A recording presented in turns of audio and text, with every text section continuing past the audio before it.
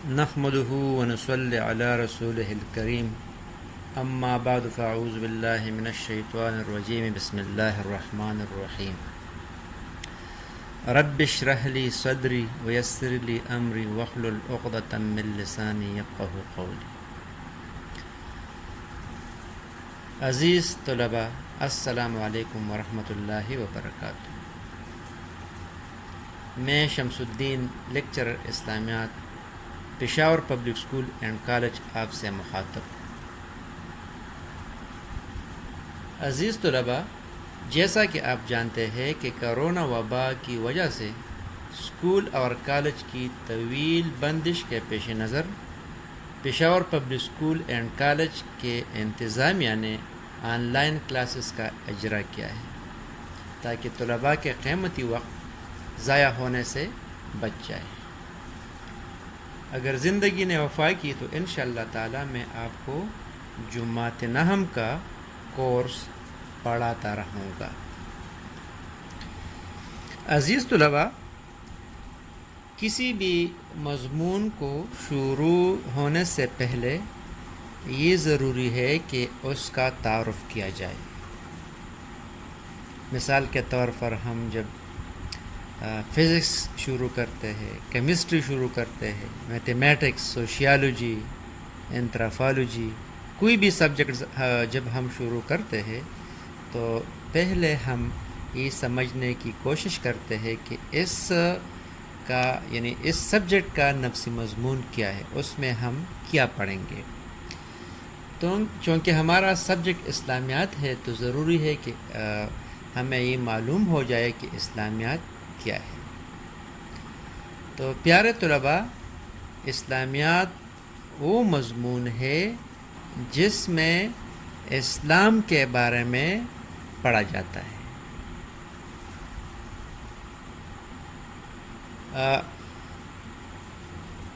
یعنی اسلامیات وہ مضمون ہے جس میں ہم اسلام کے بارے میں پڑھتے ہیں.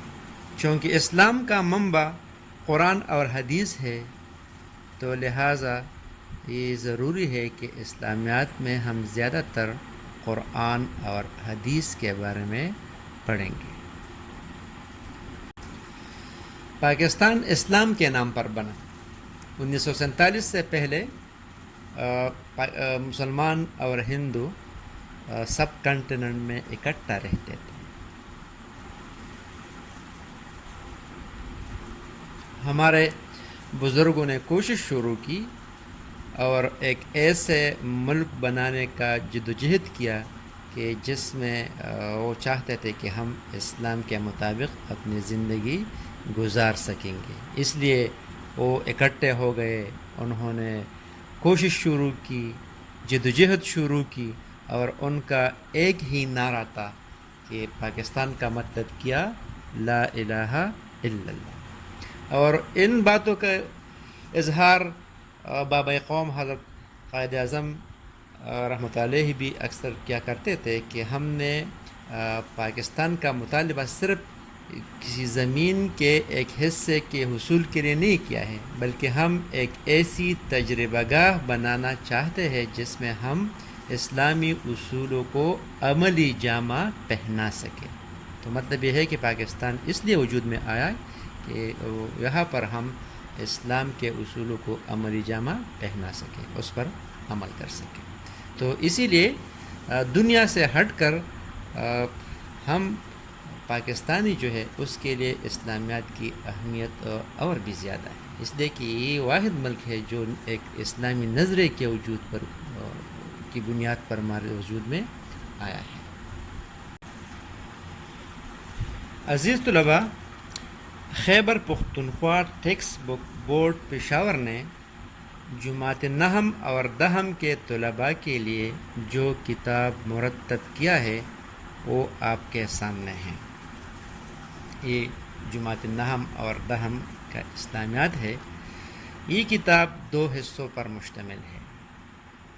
ایک حصہ یعنی آدھا کورس ہم 9 میں پڑھیں گے اور آدھا کورس انشاءاللہ تعالی ہم کلاس 10 میں پڑھیں گے.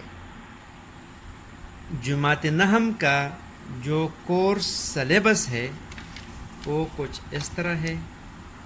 یہ آپ دیکھ سکتے ہیں جماعت نحم. اور جماعت نحم کا کورس مشتمل ہے 4 حصوں پر. یہ آپ دیکھ سکتے ہیں کہ سلیبس اسلامیات برائے جماعت نحم یہ 4 حصوں پر مشتمل ہے. اس کا جو پہلا حصہ ہے وہ ہے من ہدی القرآن الکریم، یعنی پہلا حصہ قرآن پاک پر مشتمل ہے. تو اس حصے میں شامل ہے قرآن پاک کا ایک سورت جس کا نام ہے سورۃ الانفال. تو اسی حصے میں ہم انشاءاللہ تعالی العزیز سورۃ الانفال بامحاورہ ترجمے کے ساتھ اور مختصر تشریح کے ساتھ پڑھیں گے. دوسرا حصہ جماعت نحم کا مشتمل ہے قرآن پاک کے ناظرے پر. تو اس میں ہم پڑھیں گے پارہ نمبر 1 تا پارہ نمبر 15 تک. یعنی جماعت نحم کے طالب علم کے لیے یہ ضروری ہے کہ وہ پارہ نمبر 1 سے لے کر پارہ نمبر 15 تک اس نظرے کے ساتھ قرآن پڑھ سکتا ہے. تیسرا حصہ سوم مشتمل ہے من ہدی الحدیث. تو اسی حصے میں ہم رسول پاک صلی اللہ علیہ وآلہ وسلم کے احادیث میں سے 10 منتخب احادیث ہم پڑھیں گے ترجمے کے ساتھ، بامحاورہ ترجمے کے ساتھ، اور ساتھ ساتھ اس کی تشریح بھی ہوگی. اس کا جو حصہ چہارم ہے وہ مشتمل ہے موضوعاتی مطالعہ پر. یعنی ایک موضوع ہوگا اس پر لکھائی ہوگی. یعنی اس سے پہلے جو 3 حصے تھے قرآن حدیث، تو قرآن جو ہے وہ علوم کا منبع ہے. قرآن پاک کا ہر آیت جو ہے اس میں بہت سے مضامین ہوتے ہیں. تو ہر آیت ایک سمندر ہوتا ہے. تو اسی موضوعاتی مطالعے میں ایک موضوع پر بحث ہوگی. مثال کے طور پر اس کا جو پہلا سبق ہے وہ ہے قرآن مجید. ٹھیک ہے، تو اس میں قرآن مجید کے بارے میں بحث ہوگی. اور اس میں بھی یعنی قرآن پاک کے جو علوم ہے وہ بہت زیادہ ہے. تو یہاں احاطہ کیا ہے صرف 3 باتوں کی طرف. ایک ہے تعارف، فضائل اور قرآن پاک کی حفاظت. مختصر تعارف ہوگا، قرآن کے فضائل بیان کیے ہوں گے، اور اس بات کی وضاحت ہوگی کہ قرآن پاک کو 1450 سال گزرنے کے باوجود آج تک یہ کس طرح محفوظ ہے. یا جس زمانے میں قرآن پاک نازل ہوتا رہا اس زمانے میں کاغذ یا نایاب تھا یا کمیاب تھا، تو کس طرح یہ محفوظ ہوا، اور 1450 سال گزرنے کے باوجود اس میں ایک زبر زیر اور پیش کا بھی فرق نہیں آیا ہے. تو ایک موضوع ہوگا، اس پر بحث ہوگی، اور اس کے اینڈ پر سوالات جوابات ہوں گے. دوسرا سبق ہے اللہ تعالیٰ اور اس کے رسول صلی اللہ علیہ وسلم کی محبت و اطاعت. تو یہ بھی صرف ایک موضوع ہوگا کہ اللہ تعالیٰ کے ساتھ اور اس کے رسول کے ساتھ کس طرح محبت کی جاتی ہے اور اس کی اطاعت کی جاتی ہے. تیسرا سبق مشتمل ہے علم کی فضیلت و فرضیت. اور نمبر 4 ہے طہارت اور جسمانی صفائی. تو پیارے طلباء، یہ تھا ہمارے جماعت نحم کا سلیبس. اس کا مطلب یہ ہے کہ جماعت نحم کا جو طالب علم ہے یہ اس سلیبس کو پورا سال پڑھے گا، اس کو یاد کرے گا، اور سیشن کے اختتام پر یعنی فروری، مارچ یا اپریل کے مہینے میں وہ اس میں ایگزام دے گا. عزیز طلباء، اب ہم اپنے کورس کا باقاعدہ ابتدا کرتے ہیں. جس طرح ہم نے ابھی پہلے بتایا کہ ہمارے 9 کا کورس 4 حصوں پر مشتمل ہے. اس کا جو پہلا حصہ ہے وہ حصہ قرآن ہے، اور حصہ قرآن میں سے منتخب کیا گیا ہے سورۃ الانفال. تو سورۃ انفال سے ہم سٹارٹ لیتے ہیں. عزیز طلباء، اس سورت کا نام سورۃ الانفال ہے، اور یہ انفال لفظ لیا گیا ہے سورۃ انفال کے پہلی آیت سے. یعنی آپ نکال دیں پیج نمبر 1. بسم اللہ الرحمن الرحیم. اللہ تعالیٰ فرماتے ہیں یسألونک عن الانفال. اے محمد صلی اللہ علیہ وسلم، مجاہد لوگ تم سے غنیمت کے مال کے بارے میں دریافت کرتے ہیں. تو چونکہ پہلی آیت میں لفظ انفال آیا ہے تو اس سورت کو نام دیا گیا ہے سورۃ الانفال. انفال جمع ہے، اس کا واحد ہے نفل. اس کا واحد ہے نفل. نفل کی جمع ہے انفال. اور جنگی اصطلاح میں اس کے معنی ہے مال غنیمت.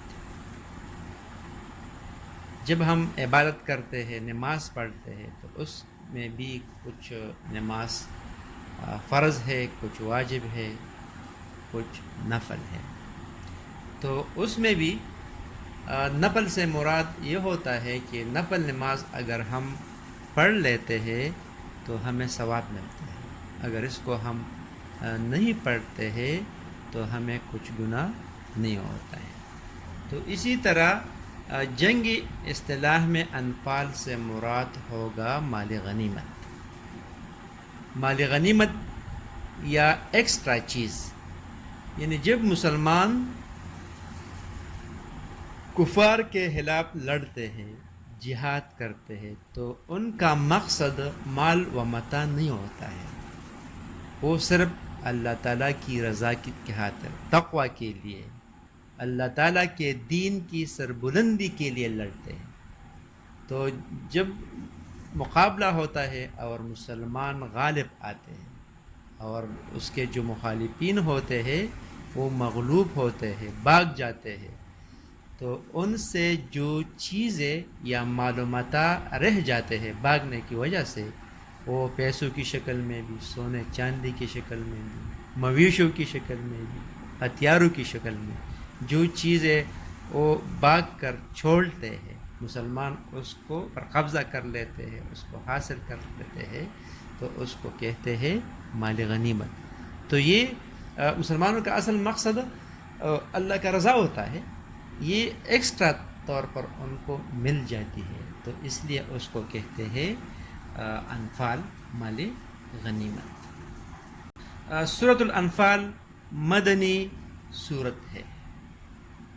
ابھی ہم یہ جاننے کی کوشش کریں گے کہ مدنی صورتیں کون سی صورتیں ہوتی ہیں. تو عزیز طلباء، قرآن پاک میں کل 114 صورتیں ہیں، بمع سورۃ الفاتحہ اور سورۃ الناس. سورۃ فاتحہ سے لے کر سورۃ الناس تک قرآن پاک کی جو کل صورتیں ہیں وہ 114 ہیں. ان 114 صورتوں میں سے 87 صورتیں 87 یہ مکی صورتیں ہیں، اور 27 جو ہے یہ مدنی صورتیں ہیں. اور ان دونوں کو جب ہم پلس کرتے ہیں، جمع کرتے ہیں، تو اس کا مجموعہ آتا ہے 114. تو مکی صورتیں کیا ہے، مدنی صورتیں کون سی ہیں، تو اس کے بارے میں مفسرین کی مختلف رائے ہیں. لیکن جمہور کا جس پر اتفاق ہے یا اس کی جو جامع ڈیفینیشن ہے وہ اس طرح ہے کہ پیغمبر پاک صلی اللہ علیہ وسلم کے ہجرت سے پہلے جو صورتیں نازل ہوئی ہے یا جو وحی آئی ہے ان کو کہتے ہیں مکی وحی یا مکی صورتیں. اور جو صورتیں پیغمبر پاک صلی اللہ علیہ وسلم کے ہجرت کے بعد، یعنی مدینہ ہجرت کرنے کے بعد آپ صلی اللہ علیہ وسلم پر جو صورتیں نازل ہوئی ہے وہ مدنی صورتیں ہیں. ہجرت سے پہلے جو وحی آئی ہے، چاہے پیغمبر صلی اللہ علیہ وسلم مکے سے باہر کیوں نہ ہو، جس طرح آپ صلی اللہ علیہ وسلم معراج پر بھی تشریف لے گئے ہیں، آپ صلی اللہ علیہ وسلم طائف بھی چلے گئے ہیں، مختلف اسفار بھی کیے ہیں. اس موقع پر جو وحی نازل ہوئی ہے ہجرت سے پہلے وہ مکی وحی ہے. ہجرت مدینہ کے بعد پیغمبر صلی اللہ علیہ وسلم مدینہ سے باہر بھی تشریف لے گئے ہیں، جس طرح غزوہ تبوک ہو گیا، فتح مکہ ہو گیا، یا اور قبائل کے پاس تشریف لے جانا وغیرہ. تو اس موقع پر جو وحی نازل ہوئے، چاہے وہ مکے میں کیوں نہ ہو، حجۃ الوداع کے موقع پر وحی آئی ہے، لیکن وہ وحی جو ہے وہ مدنی وحی ہے. تو یہ زیادہ جامع ڈیفینیشن ہے مکی اور مدنی صورتوں کے حوالے سے. عزیز طلباء، سورۃ الانفال کی کل رکوعات 10 ہے، یعنی یہ 10 رکوع پر مشتمل ہے، 10 ابواب پر، اور اس کے کل آیات کی تعداد ہے 75، یعنی 75، مطلب 10 رکوع ہے اور 75 آیات ہیں. سورۃ الانفال کے نزول کا جو وقت ہے وہ 2 ہجری ہے اور مقام ہے مدینہ منورہ. یعنی اس صورت چونکہ ہجرت مدینہ کے بعد نازل ہوئی ہے تو اس لیے مدنی صورت ہے، اور مدنی صورت اس حوالے سے ہے کہ یہ 2 ہجری میں مدینہ منورہ میں نازل ہوئی ہے. شان نزول سورۃ الانفال کا کچھ اس طرح ہے کہ سن 2 ہجری میں مدینہ کے مسلمانوں اور مکہ کے کافروں کے درمیان ایک جنگ ہوئی جس کا نام ہے جنگ بدر یا غزوہ بدر. اس جنگ میں مسلمان بے سر و سامان کی حالت میں 313 مجاہدین تھے. وہ بغیر کسی منصوبے کے مکے سے نکلے تھے اور جنگ کا کچھ پروگرام بھی نہیں تھا. اس کے مقابلے میں کافر جو تھے وہ اسلحے سے لیس تھے. ان کی تعداد بھی مسلمانوں کے 3 گنا تھی. 1000 افراد پر وہ مشتمل تھے، اور بدر کے مقام پر لڑائی ہو گئی. اللہ تعالیٰ نے اپنے فضل و کرم سے مسلمانوں کو فتح عطا فرمایا اور کافر شکست کھا گئے. اس جنگ میں کفار کے 80 سے زیادہ بڑے بڑے سردار مارے گئے، اور اتنی تعداد میں ان کے لوگ قیدی بن کر مسلمانوں کے قبضے میں آ گئے. مسلمانوں کو اللہ تعالیٰ نے ایک رعب اور ڈبدب دیا، اور جب کافر بھاگ گئے تو ان سے بہت سا مال و متاع سامان مسلمانوں کے قبضے میں آ گیا. چونکہ یہ اسلام کی پہلی لڑائی تھی، مسلمان خصوصی طور پر مجاہدین ان کو اس کے بارے میں پتہ نہیں تھا، اس کے تقسیم کے بارے میں پتہ ان کو نہیں تھا. تو اس لیے وہ آ کر رسول پاک صلی اللہ علیہ وسلم سے دریافت کرنے لگے کہ مالی تقسیم کو کس طرح تقسیم کیا جائے. تو اللہ تعالیٰ نے قرآن پاک میں وحی نازل فرمائی. بسم اللہ الرحمن الرحیم. یسألونک عن الانفال، اے محمد صلی اللہ علیہ وسلم، مجاہد لوگ تم سے غنیمت کے مال کے بارے میں دریافت کرتے ہیں. قل الانفال للہ والرسول، حکم آیا کہ اللہ تعالیٰ نے فرمایا کہ اے نبی ان سے کہہ دیجئے کہ غنیمت خدا اور اس کے رسول کا مال ہے، فاتقوا اللہ واصلحوا ذات بینکم، تو خدا سے ڈر اور آپس میں صلح رکھو، واطیعوا اللہ ورسولہ ان کنتم مؤمنون، خدا اور اس کے رسول کے حکم پر چلو اگر تم مومن ہو۔ تو اللہ تعالیٰ نے یہاں پر ایک جامع انداز میں بتا دیا کہ آپ کا کام تقوی ہے، جہاد ہے، اور جو مال غنیمت کی تقسیم کا جو معاملہ ہے وہ آپ فی الحال اللہ تعالیٰ اور اس کے رسول پر چھوڑ دیں۔ تو اس طرح ایک پورا صورت اس کے بارے میں نازل ہو۔ تو اس کا مطلب یہ ہے کہ سورۃ انفال کا جو شان نزول ہے وہ غزوہ بدر ہے، تو اس میں زیادہ واقعات غزوہ بدر کے حوالے سے ہے۔ تو اس لیے چاہیے کہ اس صورت کو سمجھنے کے لیے ہمیں چاہیے کہ ہم تاریخ اسلام میں غزوہ بدر کا مطالعہ کریں۔ اور آج کل چھٹیاں بھی ہے کرونا کی وجہ سے، ہم گھروں سے باہر بھی نہیں نکل سکتے، تو ہمارے پاس ایک موقع ہے۔ تو پیارے طلباء اس طرح کر دیں کہ اپنے قریب لائبریری سے یا بک اسٹال سے اپنے لیے تاریخ اسلام مختصر سا کتاب خرید لیں، اور اس میں عمومی طور پر سارے تاریخ اسلام کا مطالعہ کریں۔ اگر وہ نہیں کر سکتے ہیں تو کم از کم جنگ بدر کا مطالعہ کریں۔ اور یہ آپ کو میں گھر کا کام بھی دے رہا ہوں، آپ کا ہوم ورک، یعنی نیکسٹ لیسن سے پہلے آپ اس طرح کر دیں کہ تاریخ اسلام میں سے غزوہ بدر کا تفصیلی مطالعہ کریں۔ یہ آپ کا ہوم ورک ہو گیا۔ وما علینا الا البلاغ۔